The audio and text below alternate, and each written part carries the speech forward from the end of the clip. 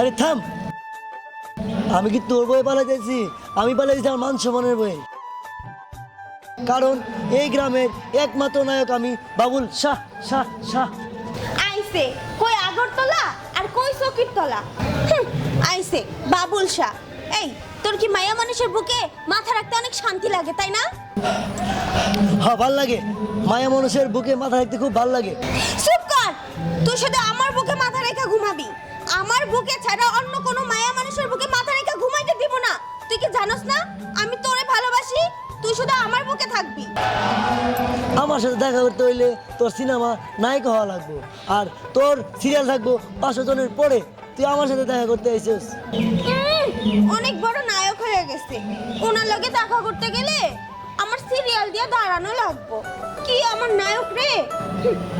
এই দাঁড়া দাঁড়া দাঁড়া দাঁড়া, তুই আবার দেখে পারলি না তো?